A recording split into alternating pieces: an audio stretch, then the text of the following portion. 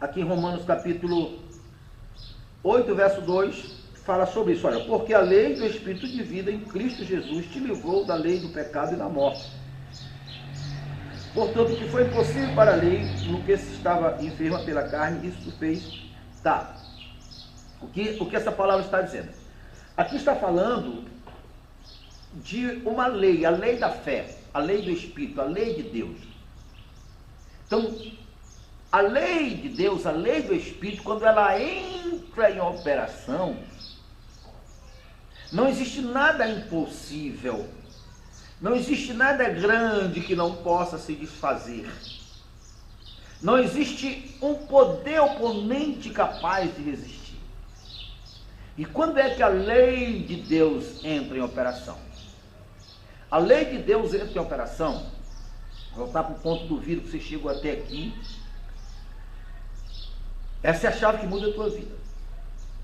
Você está endividado, endividada, e o que é óbvio, desconforto, perturbação. Infelizmente, muitos estão debaixo de ameaças. E ou seja um problema de enfermidade, ou seja um problema familiar, seja qual seja o problema, está debaixo da lei de Deus, está debaixo da lei do Espírito.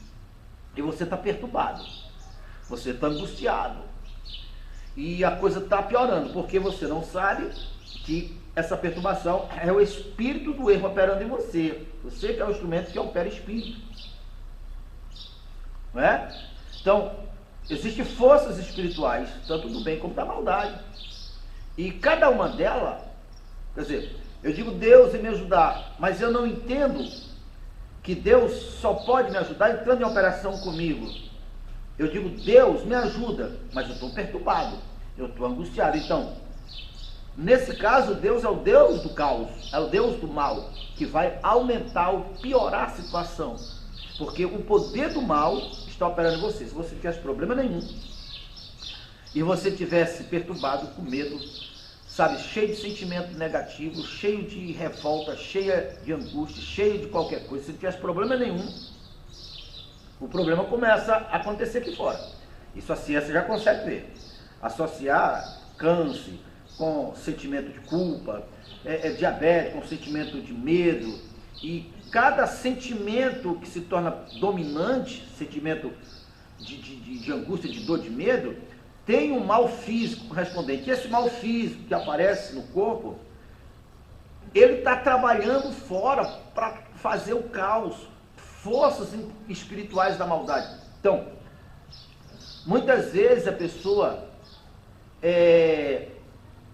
quer se livrar do mal, pede a Deus para se livrar do mal, mas ela não entende que o mal que está gerando é proveniente dela. Ela é o pai, ela é a mãe. Vou usar esse termo pai, né? Que está aqui dentro. É você que está dando manutenção. Então imagine uma mangueira saindo água para todo lado, está, sabe, fazendo coisa. Fecha a torneira. É simples. Imagine um botijão de gás. Inclusive isso aconteceu uma certa ocasião. Pegou um fogo num botijão de gás de um conhecido meu.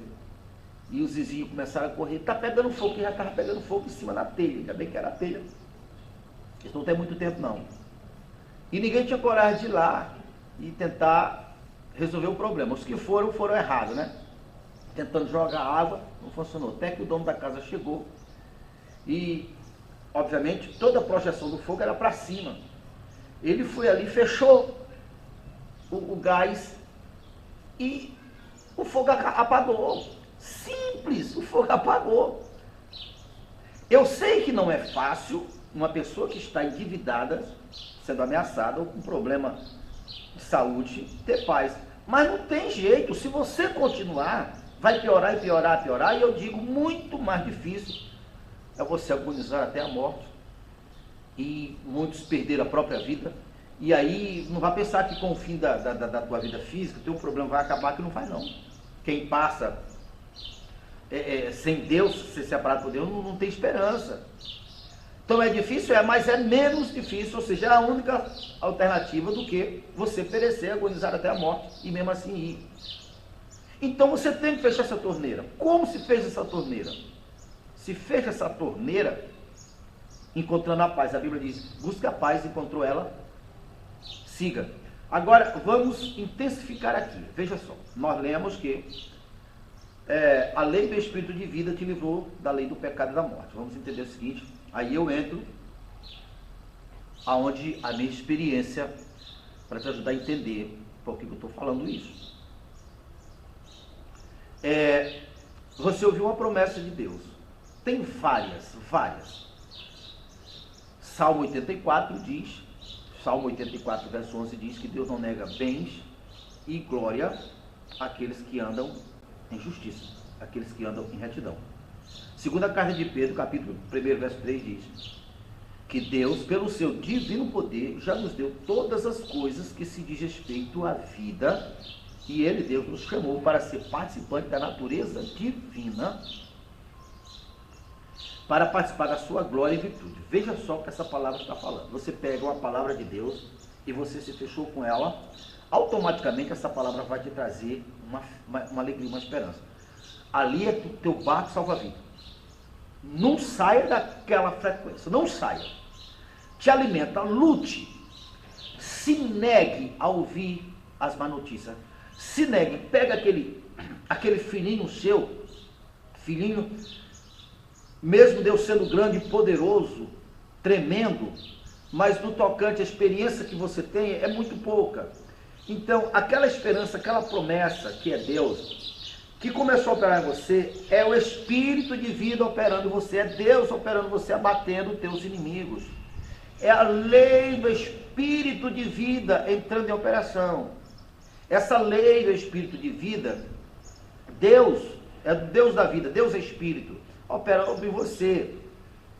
Então, toda a posse do mal, que é o que acontece com muitas pessoas, elas até creem quando o outro fala, às vezes quando está num ambiente favorável, mas em seguida chega uma pessoa, ou mesmo pensamento, que é o mal, o diabo, e tira aquele espírito de paz e põe um outro espírito de perturbação. Então a lei do espírito de vida parou ali, no exato momento que você se desconectou com ele. Ele é grande, poderoso, mas ele se limita a você colocar ele em funcionamento. Então, você creu, se alegrou, mas não teve prudência de continuar. E veio uma palavra paralela, então interrompe o espírito de vida. E aí entra o outro espírito da perturbação. Aí esse espírito da perturbação, você conhece bem e ele te conhece bem. Porque ele foi formado, muitas vezes, dependendo das tuas origens, lá no seio da tua casa. Quando a escassez, a falta era normal, quando te falavam que você não ia chegar a lugar nenhum, os medos, os conflitos, as palavras negativas, crença como dinheiro é coisa do diabo, o dinheiro tem maldição, dinheiro é muito difícil de ganhar. Então, todos esses espíritos criaram em você vias correspondentes, caminhos correspondentes.